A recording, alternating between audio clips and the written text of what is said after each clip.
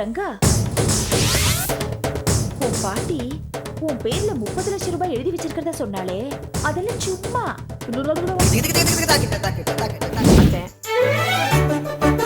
என்ன சம்பந்தியமா, சௌக்கியமா இருக்காளா?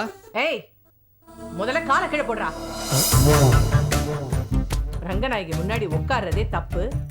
இதுல கால் மேல வேற காலை போட்டு உட்காந்துக்கிறியா? இந்த டம்ளரை இந்த ஆத்துக்குள்ள போட்டு வை, நாய்க்கு பால். இந்த விஷயம் தயவு செஞ்சு யாருக்கும் தெரியாம பாத்துக்குங்க. அரே சேட் நல்லபடியா பாத்துக்கறான், நோ ப்ராப்ளம். வாங்க சேட். சேட் வரான். கடவுளே,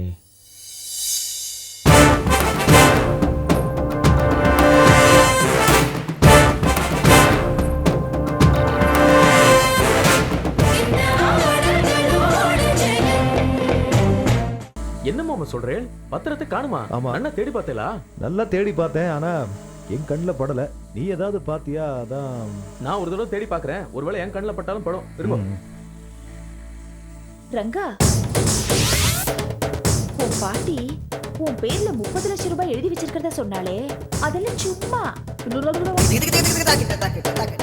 உன்னோட 15 லட்சம் ரூபாய் போனதுதான். பத்மா,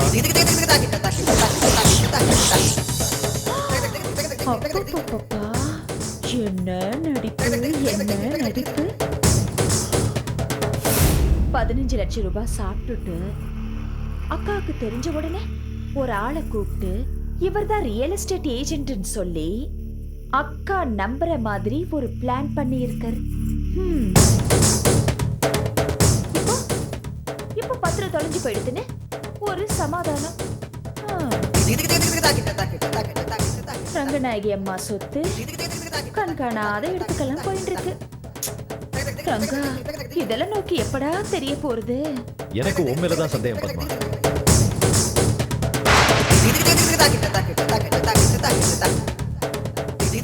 என்னன்னு பத்திரத்தை எரிச்சு தண்ணியில கரைச்சி குடிச்சுட்டேன்னா பத்திரம் கிடைச்சிருந்தா அப்படிதான் செஞ்சிருக்கேன்.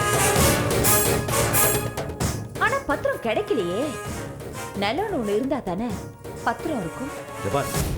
You are irritating. You are insulting me too much. கண்டிப்பா இந்த பத்திரத்தை நீதான் ஒளிச்சு வச்சிருப்ப. அக்கா கிட்ட எனக்கு கெட்ட பேர் வாங்கி தரணுங்கிறதுக்காகவே. நன்னா இருக்கே கதை.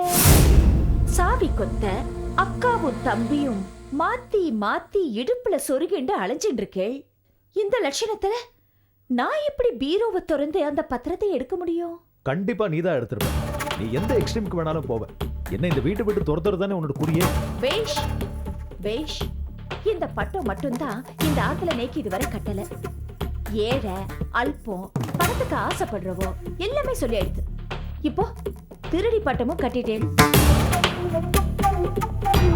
போக யாருக்கிட்ட பணத்தை கொடுத்தேளோ அவகிட்ட போய் சொல்லுங்க, நான் மாட்டினுட்டேன், பணத்தை திருப்பி கொடுன்னு. போங்க. திருடி பட்டம், திருடி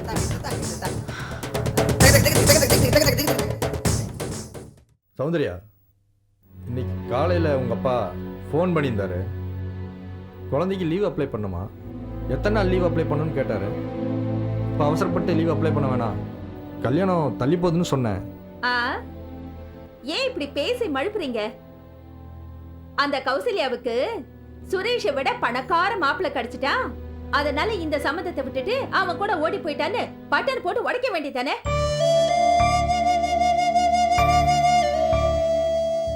யாரோ சொன்னாங்க கௌசல்யா ரொம்ப பண்பான பொண்ணு, ரொம்ப அடக்கமான பொண்ணு, அதுவும் இல்லாம அவளோட ராசி சூப்பர் ராசின்னு. என்னமோ அவளை பொண்ணு பார்த்துட்டு வந்த டைம் தான் சுரேஷுக்கு காம்படிஷன்ல ஃபர்ஸ்ட் பிரைஸ் கிடைச்சதா.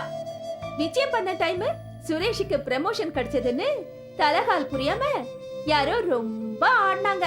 இப்போ அழுதுகிட்டே உட்கார்ந்துட்டு இருக்காங்க.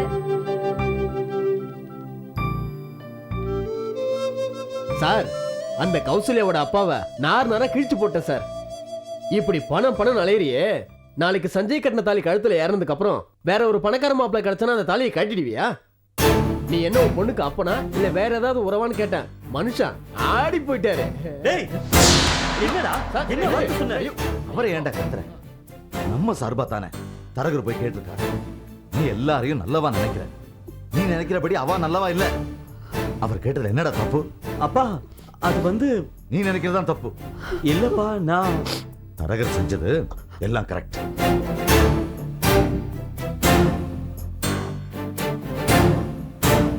டேய் சுரேஷா, உன் கல்யாணம் நின்று போனதுனால உன்னை விட நேக்கு தான்டா அவமானம் அதிகம். இந்த விஷயத்த என் மாமனார்கிட்ட எப்படி சொல்றதுன்னு தவிச்சு போயிட்டேன்டா.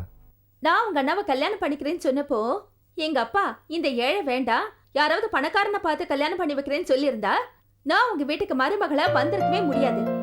ஒருத்தன் கூட நிச்சயம் பண்ணதுக்கு அப்புறம் இந்த பொண்ணு காதல் கீதல்னு அருவக்கடத்தனமா பேசினா அவங்க அப்பாக்கு எங்க போச்சு புத்தி? அப்போ அவங்க அப்பாவும் காசுக்காக அலையறாருங்கிறது தானே உண்மை. கௌசல்யாவை பத்தி இனிமே யாருமே பேசக்கூடாது. நமக்கு தப்பா படுற விஷயம் மத்தவாளுக்கு சரியா படலாம் இல்லையா? ஏன் நம்ம சைடுல இருந்து பிரச்சனையை பாக்குறேன்? அவங்க குடும்பம் தரகர் சொல்ற மாதிரி பணத்துக்காக அலையிற குடும்பம் கிடையாது. சூழ்நிலை தான் அவங்கள குற்றவாளி ஆக்கி இருக்கு. ஆனா அவங்க எந்த தப்பும் செய்யல. இனிமேலாவது அவங்க குடும்பத்தை பத்தி எதுவும் பேசாம இருக்கிறதா நல்லது. அவங்க வேலையை அவங்க பாருங்க. போதும். தரகரே, நீங்க கிளம்புங்க. போங்க போங்க. வந்துட்டாருங்க. சென்னையில் நாளுக்கு நாள் திருட்டு கும்பல் பெருகிவிட்டது. நமஸ்காரம். வாடாப்பா வா. பேப்பர்ல இப்பதான் பார்த்தேன். என்ன சம்பந்தியமா, சௌக்கியமா இருக்காளா? ஏய், முதல்ல காலை கீழே போடுறா.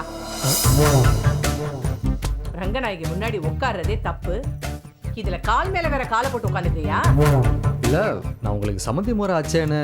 என்னடா சம்பந்தி வெறுமந்தி ரெண்டு? உங்க பட்டாச்சாரியார் மாமனாரே என் முன்னாடி கைய கட்டின்னு தான் பேசுவார். நீ அவர் மாப்பிள்ள, உனக்கு மரியாதை கொடுத்து நான் உட்கார வச்சு பேசணுமா? அவ்வளவு பெரிய நட்டியா நீ? அதுக்கு இல்ல. ஏய், என்னடா அதுக்கு இல்ல நொதுக்கு இல்லன்னு? ஆமா, என்ன திடீர்னு என்ன விஷயமா வந்த?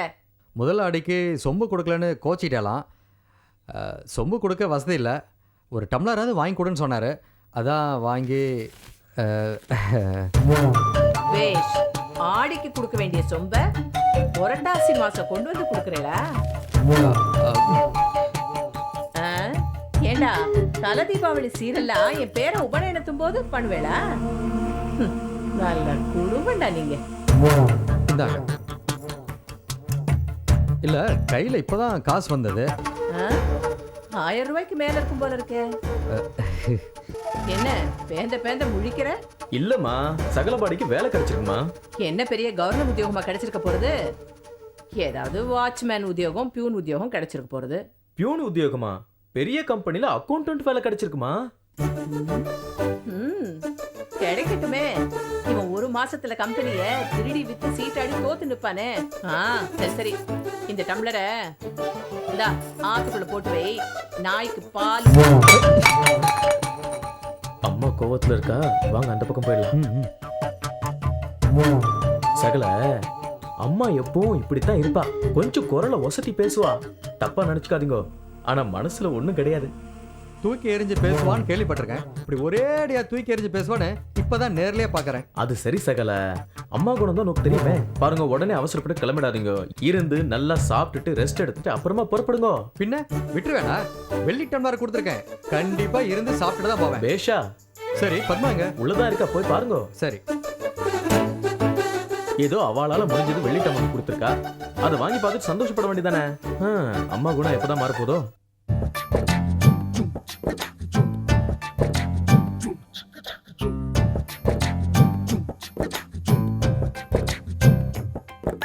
தக்காளியை திங்கிறதுலே இருக்காதீங்க. ஏதோ விஷயம் சொல்லணும்னு வந்தீங்க, அத முதல்ல சொல்லுங்க. நல்லா இருக்கடி உன் நியாயம். 5 ரூபாயை கொடுத்துட்டு 5000 ரூபாய் இன்ஃபர்மேஷன் வாங்கிட்டு போல இருக்க. என்ன மாமா, போன வாரம் தானே 50 ரூபாய் கொடுத்தேன் காப்பி செலவுக்கு.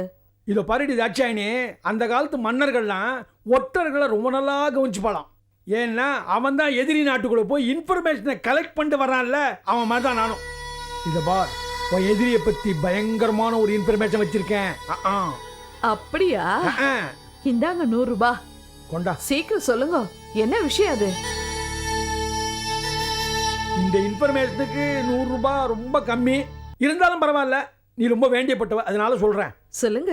ரங்கநாயகி ஆத்துல எல்லா வேலையும் செஞ்சுட்டு தூண் மாதிரி இருந்தானே சுதர்சனம், அவன் பேர்ல ஒரு பெரிய பழி விழுந்துடுத்து. தூண் அசைஞ்சு கொடுத்து. எந்நேரமும் சாஞ்சு கீழே விழலாம். வேணும், நல்லா வேணும். நான் கும்பிடுற தெய்வம் என்னை கைவிட்டுறல. என் குடும்பத்தை நாசமாக்குனவன, என் துளசி வாழ்க்கையை பாழாக்குனவன அந்த தெய்வம் பழிவாங்க ஆரம்பிச்சிருச்சு. அந்த சுதர்சன் நல்லாவே இருக்க மாட்டான். என்ன இது? எப்ப பார்த்தாலும் ஏன் அவர் மேல சாபம் விட்டுக்கிட்டே இருக்கீங்க? போங்க உள்ள. அது இல்ல துளசி. வேண்டாம், எனக்கு எந்த விளக்கமும் தேவையில்லை. நீங்க உள்ள போங்க. மாமா, இந்த மாதிரி குத்தம் சொல்லதான் இங்க வரதா இருந்தா தயவு செஞ்சு இங்க வரவே வேண்டாம். நான் என்னமோ நினைச்சேன், என்னமோ நடக்கும். மாமா நில்லுங்க. மாமா, உங்களை நான் ஏதாவது தப்பா பேசியிருந்தா என்னை மன்னிச்சிடுங்க. எங்க அக்காவை பத்தி உங்களுக்கு தெரியாதா? அவரை பத்தி ஏதாவது பேச ஆரம்பிச்சாலே உணர்ச்சி வசப்பட்டு திட்ட ஆரம்பிச்சிடுவாங்க. ஆமா, அங்க என்ன நடந்தது? ஏதோ சுதர்சன் மேல பழின்னு சொன்னீங்களே, என்னம்மா அது? அது ஒண்ணும் இல்லம்மா. ரங்கநாய ஆத்து ஆடிட்டர் கணக்கு பார்க்கும்போது 15 லட்சம் ரூபாய் குறைஞ்சு கொடுத்து என்னன்னு கேட்டிருக்கார். என்ன செலவு பண்ணோன்னு சுதர்சனத்துக்கு புரியவே இல்லை. கவியா தவிக்கிறான். இதை சாக்கா வச்சிருந்து பத்மா அவனை நீ தான் திருடி இருக்கேன்னு கண்டபடி பேசிட்டான். பத்மா ஏன் சண்டைக்கோழி மாதிரி அவர்கிட்ட சண்டைக்கு நிக்கிறா? அதுக்கப்புறம் தாமா தெரிஞ்சது சுதர்சனம் ஸ்ரீபெரும்புதூர்ல 5 ஏக்கரா நிலம் வாங்கி போட்டிருக்கான் அந்த 15 லட்சம் ரூபாயில. தெரிஞ்சு போச்சே, பத்மா வாயடிச்சு நின்னுட்டாளே. அப்புறம் என்ன, அந்த 15 லட்சம் இருக்கிற இடம் தான் தெரிஞ்சு போச்சே. அப்புறமும் என்ன பழி சுமத்துறதுக்கு இருக்கு? அதுல ஒரு இடைஞ்சல் இருக்குமா. நிலம் வாங்கினா சொல்லப்பட்ட பத்திரம் இருக்கு பாரு, அது அந்த ஆத்துல இல்ல. சுதர்சனம் பீரோல தான் வச்சேங்கிறான், ஆனா பீரோல இல்ல. உடனே பத்மா மூச்சு விட்டான். பத்திரம் வாங்கினதா நீ சொன்னது பொய் அப்படிங்கிற, பத்திரத்தை காட்டுங்கிறா. பாவம் சுதர்சனம் திரு திரு முழிக்கிறான். பழி அவன் மேல ஊந்து கொடுத்தோ. அந்த குடும்பத்துக்கு 15 லட்சம் பெருசா? இதுக்கு போய் அந்த வீட்டுக்கு விசுவாசமா உழைச்சவர் பேர்ல இப்படி ஒரு பழியா? என்னடி பைத்திய மாதிரி உளற? 1 ரூபாய் திருடினாலும் இல்ல 1 லட்சம் திருடினாலும் திருட்டு தானம்மா. என்ன மாமா, நீங்களும் ஒரு திருடன் சொல்றீங்களா? நான் சொல்லலம்மா, இது பத்மாவோட வாதம். உலகமே தன் தம்பி தான் நினைச்சிருக்க அந்த ரங்கநாயகி அம்மாளுக்கு மட்டும் இது தெரிஞ்சது. சுதர்சனத்தோட கதி என்ன ஆறுது? பாவம் சுதர்சன் கதி கலங்கி போய் உட்காந்துருக்கான். பத்மாவை பொறுத்த வரைக்கும் ஒன்னே ஒண்ணுதாம்மா, சுதர்சனம் அங்கேருந்து 15 லட்சம் ரூபாயை திருடி உங்ககிட்ட கொடுத்துருக்காங்கிறதான். பழி ஓரிடம் பாவம் ஓரிடம்னு ஆயிடுத்து.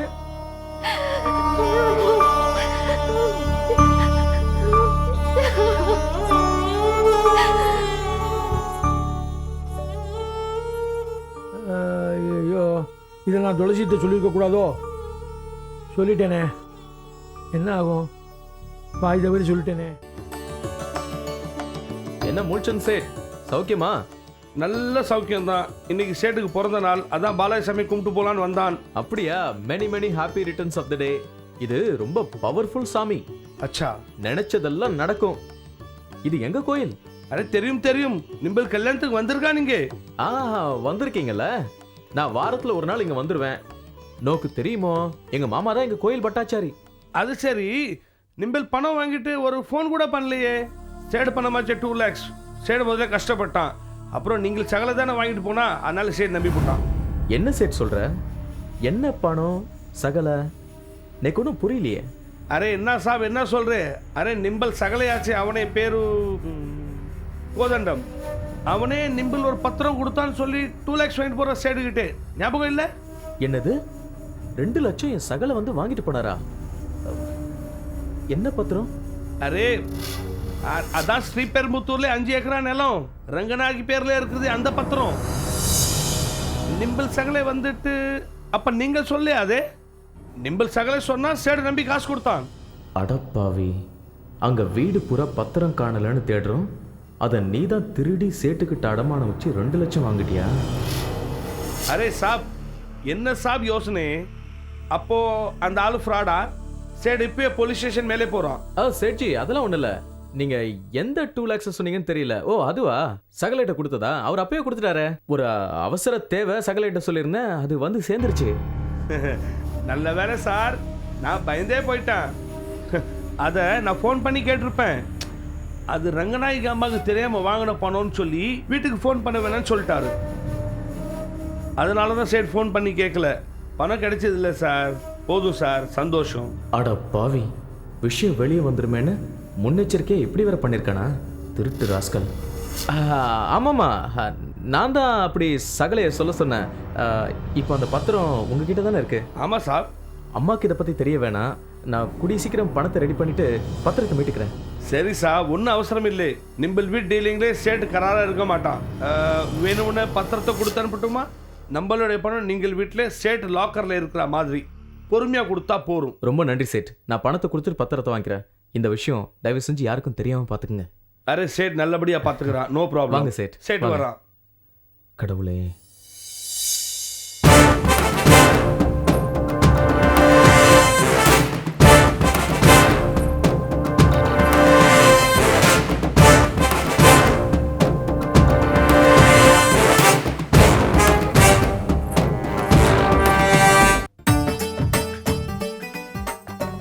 நேற்று எங்கள் மேனேஜர் எனக்கு கூப்பிட்டு அமைச்சிருந்தாரு. ஓ நானும் என்ன சார்னு போயிருந்தேன். உடனே அவர் எழுந்து நின்று கையை பிடிச்சி குலுக்கி, மிஸ்டர் கோதாண்டம், நீங்கள் இந்த கம்பெனியில் ஜாயின் பண்ணதுக்கப்புறம் சைக்கிள் டயர் உற்பத்தி 2 மடங்கு உயர்ந்துச்சுன்னு சொன்னார். ஓ அப்படியா? கங்க்ராச்சுலேஷன் சொன்னார். சைக்கிள் டயர் உற்பத்தியா? ம் முன்ன நீங்க வேலை பார்க்குற கம்பெனில ஏதோ எவர்சில்வர் ஷீட் மேனுஃபேக்சர் பண்றதாலே சொல்லிட்டு இருந்தேன். அட பைத்தியம், எங்கள் கம்பெனி என்ன நினைச்ச? Multi product company. ஒரு பக்கம் காரா செஞ்சு போட்டுட்டு இருப்பா, இன்னொரு பக்கம் சைக்கிளா செஞ்சு போட்டுட்டு இருப்பா, இன்னொரு பக்கம் எவர் சில்வர் பிளேட்டா அடிக்கிட்டு இருப்பா, இன்னொரு பக்கம் வந்து பார்த்தேன்னு வச்சுக்கீங்க மோட்டார் சைக்கிளா குமிச்சு வச்சிருப்பா. ஐயோ, எல்லாமே உங்க கம்பெனில பண்றாளா? அப்ப அவ்வளவு பெரிய இடம் வேணுமே. அட பைத்தியம், நீ என் கம்பெனி வந்து பார்த்தேன்னு வச்சுக்கீங்க அசந்து போயிடுவ. அசந்து 100 ஏக்கர் இருக்கும். அவ்வளோ பெருசு, ஏகப்பட்ட ஒர்க்கர்ஸ், திருவிழா கூட்டம் மாதிரியே இருக்கும். அப்படியா? நீங்க அந்த கூட்டத்துல தொலைஞ்சு போயிடாம வழியெல்லாம் கரெக்டா அடையாளம் கண்டுபிடிச்சு ஆத்துக்கு வந்து சேர்ந்து விடுறேல. பெரிய சாமர்த்தியக்காரர் தான் நீங்க. போங்க. நீங்க மட்டும் இவருடைய சாமர்த்தியத்தை பாராட்டினா போதுமா? போலீஸ், கோர்ட்டு எல்லாம் ஒட்டுமொத்தமா சாமர்த்தியத்தை பாராட்ட வேணாம்?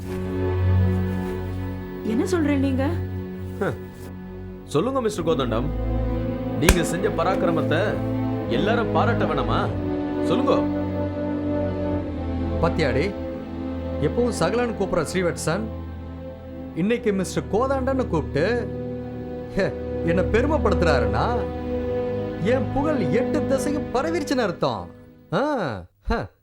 என்ன என்ன நினைச்ச? அது மட்டுமா? கையில ஒரு விலங்க மாட்டி போலீஸ் உன்னை ரோட்ல இழுத்துட்டு போறச்ச இந்த ஏரியாலே உன் புகழ் பரவ போகுது. யோ, நீ எல்லாம் ஒரு மனுஷனாயா? என்ன மாப்ள, என்ன நடக்குதுங்க? திருடி இருக்காமா உன் புருஷன்? உன் ஆம்படியா திருடி இருக்கான். இதுவரைக்கும் டம்ளரு, விளக்கு, சொம்பு, கொலுசுன்னு இப்படி சின்ன சின்ன சின்ன சின்ன விஷயமா திருடி வித்துட்டு இருந்தான். இப்ப பெரிய லெவல்ல திருட ஆரம்பிச்சிட்டான். என்ன மாப்ள நீங்க வயிற்றுல புளிய கரைக்கிறீங்க? சொல்லு, உன் வாயாலே சொல்லு. ஐயோ மாப்ள, என்ன மாப்ள இதெல்லாம்? நீங்களா சொல்லுங்களேன். இவன் எங்க ஆத்துக்கு வந்தப்போ அங்க இருந்து நிலப்பத்திரத்தை திருடி 2 லட்சம் ரூபாய்க்கு அடமானம் வச்சிருக்கான். வீடு பூரா பத்திரத்தை தேடி திரிஞ்சுட்டு இருக்கோம், கிடைக்கல. என்னடி இது அக்கிரமா இருக்கு? இவாத்துல பத்திரம் காணனா அது நானா கிடைச்சேன். இது நம்ம ஊருக்கு கிடைச்சோம் பிள்ளையார் கோயிலுக்கு ஆண்டிக்கிற மாதிரில இருக்கு. டேய், இதுக்கு மேல பேசுன வர ஆத்திரத்துக்கு என்ன பண்ணுவேன்னு தெரியாது. ஒரு பொய்ய மறைக்க பொய்க்கு மேல சொல்லிட்டு தெரியாது. பார்த்தேன் கோயில்ல சேட்டு மூழ்ச்சந்த பார்த்தேன். என்ன நீங்க சொல்றீங்க? என்ன பொய் சொல்லிருக்க? யார் மூழ்ச்சந்த்? என்ன நடக்குதுங்க? எனக்கு தெரிஞ்ச மூழ்ச்சந்தன் ஒரு சேட்டு கிட்ட ஸ்ரீவத்சன் இந்த பத்திரத்தை வச்சு 2 லட்சம் ரூபாய் அடமான வாங்க சொன்னாரு. வீட்டுக்கு தெரியாம பாத்துக்க சொன்னாரு அப்படின்னு சொல்லி 2 லட்சம் ரூபாய் வாங்கியிருக்கான்.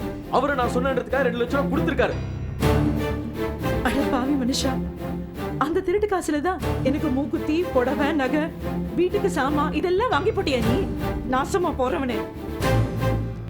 எப்பவுமே 24 மணி நேரமும் பகவானை நினைச்சுட்டு சதா சர்வ காலமும் பூஜை புனஸ்காரம் வாழ்ந்துட்டு இருக்க பட்டாச்சாரியார் வீட்டுல ஒரு புல்லுருவி. கஷ்டம். ஐயோ, இப்படி ஒரு பாவிக்கு நான் கழுத்தை நீட்டிட்டேன். இந்த பத்திரத்தால என் மாமா பட்ட அவமானம் தெரியுமாடா நோக்க? சுதர்சனன் மாமா அந்த பத்திரத்தை தேடி தேடி கிடைக்காம ஆத்திரத்துல இருக்காரு. அதை எடுத்தது நீதான் தெரிஞ்சா அடிச்சு கொன்னுடுவார். அதை விட எங்க ஆத்துல அம்மாவுக்கு தெரிஞ்ச என்ன ஆகும் தெரியுமா? ஐயோ, நினைச்சாலே என் கொலை நடுங்கிறது. ஸ்ரீவத்சன், எப்படியாவது நீங்க தான் எங்க குடும்பத்தோட மனத்தை ஐயோ, காப்பாத்தணும். என்னது இப்படிலாம்? எழுந்திருக்கோம். என்ன பண்றீங்க? எழுந்திருக்கோம். காலெல்லாம் விழுந்துட்டு.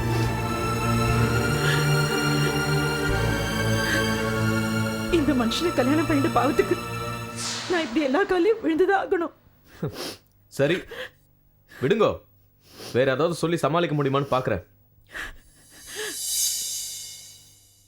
ஸ்ரீவத்சன், தயவு செஞ்சு இந்த விஷயம் உங்க வீட்டுல யாருக்கும் தெரியாம பாத்துக்கோங்க. முடிஞ்ச அளவுக்கு தெரியாம பாக்குறேன். இத பாரு கோதண்டா, உனக்கும் எனக்கும் இன்னையோட உறவு முறிஞ்சு போச்சு. இனிமே எங்க வீட்டு பக்கம் உன்னை பார்த்தேன் மனுஷனா இருக்க மாட்டேன். உன் சகவாசத்துக்கு ஒரு கும்பிடு.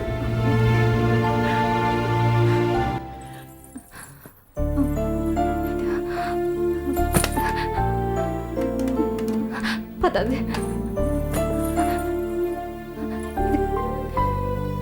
கிருஷ்ணாவுக்காக வாங்கினது பத்தலையே.